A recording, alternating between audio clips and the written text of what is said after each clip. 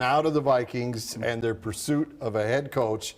And a huge name surfaced this weekend. Jim Harbaugh, the coach of the Michigan Wolverines, reportedly had conversations with the Vikings. Now, no official interview has been set up yet, but Vikings new GM, Kwesi Adolfo-Mensah, says he and Harbaugh worked together in the Niners organization. When he was coaching there, these two, built a relationship.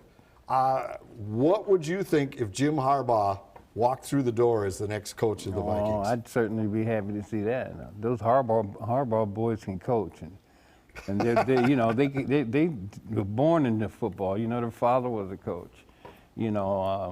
I just like everything about them. They're tough. I like his brother back in my hometown of Baltimore.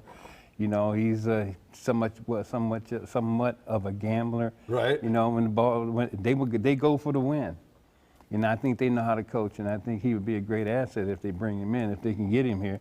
Now like you said, Miami and.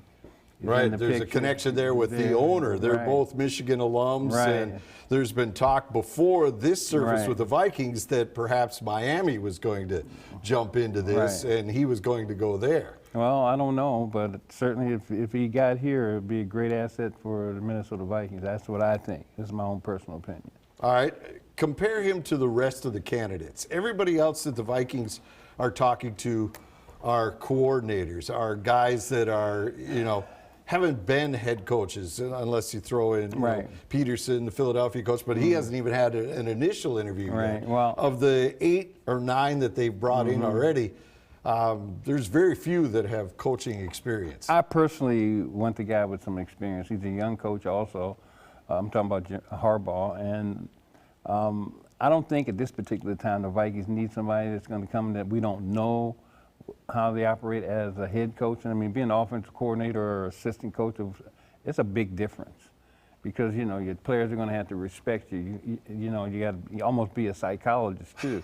And especially in today's game because, we got some things going on that I don't really understand. But I think a guy like that with the experience is the kind of guy that we need. Now, what the Vikings do, they got a young GM. Okay, so I would think you need to bring a coach in there with a little bit of experience, to work through that type of a situation. So who knows? I don't know, but it's going to be interesting. I know one thing, it's going to be a whole different thing that we're going to see on the field come next season, because, Spielman's gone, Zimmer's gone, and I think sometimes it's great. After 10 years, you need to make a change. Yes. Yeah, it seems like that regime got this franchise as far as they could. They had good teams, a couple of bounces here and there. They could have gotten perhaps to a Super Bowl or another NFC championship game. And another thing too, is we've had a lot of injuries. So with those guys coming back, I don't think it's a rebuild time. I think it's you need a guy to come here and put the pieces together. Everybody stays healthy, and just do some things that you need to do and get this team back to where it needs to be after 45 years. Come on, we got to get to a Super Bowl sometime soon. I'm not a spring chicken, Yeah, you want to get to those parties that go on Super Bowl week. Yeah, those are fun. It's not they're fun to go to when you're not a part of it. When you go with the Players Association and all that, those are fun things. But being there and being a part of the experience is a whole totally different level. Absolutely. All right, now the Vikings did conduct another interview over the weekend, this time with New York Giants assistant head coach and defensive coordinator Patrick Graham. He is now the 9th candidate that we know of to have a first interview. He has, too, a past working relationship with Adolfo-Mensah. But what do you think of taking a coordinator? You kind of hinted on that, but, whether it's this guy from the Giants or, O'Connor is coming in here tomorrow from the Rams, their offensive coordinator. What do you think these guys, what is the biggest challenge for a guy going from just running half the ball to running the whole team?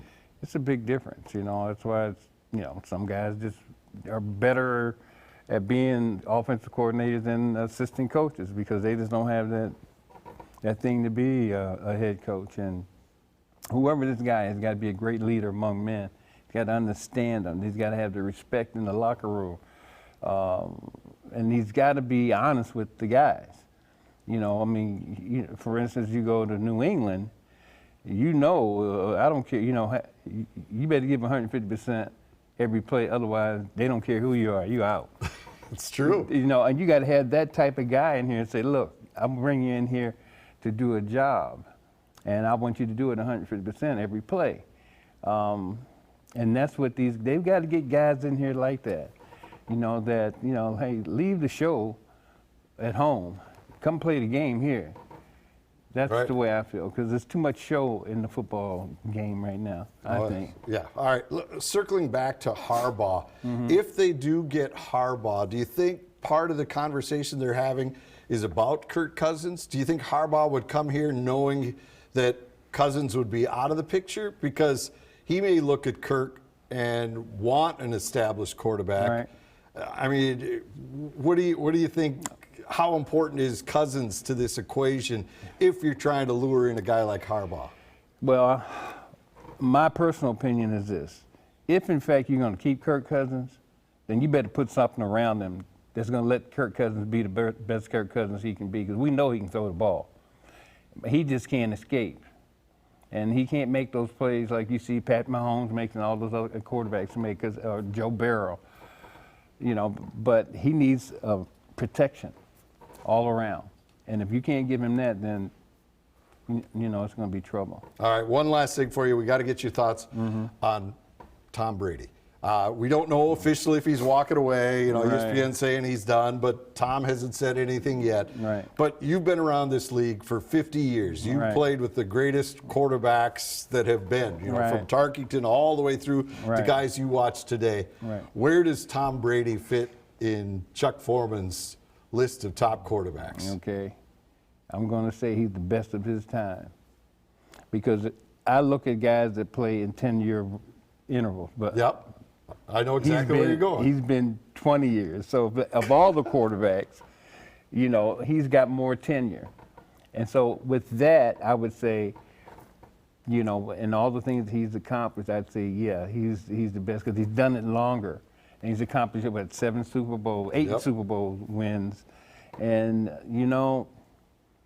and to even top that, he's just such a class A. Yeah, it's and been that's remarkable. what he's a remarkable player, and he's unselfish and all those things. So it's been a privilege just to watch him, and I just hope he just tease me, You ought to, because I want to see him again, right? It'd be great. All right, Chuck, thank you so much. you. Next year, we're going to do this show from wherever the Super Bowl is, and we're going to be chatting about the Vikings' chances to win the big game. Well, that sounds good to me. And so, hey, anything's possible. Exactly. That's the way I see it. Anything's possible. I mean, there's some pieces here. They just got to put them together. All right, Chuck, thank you so much for coming in. We All right, really thank you. appreciate it.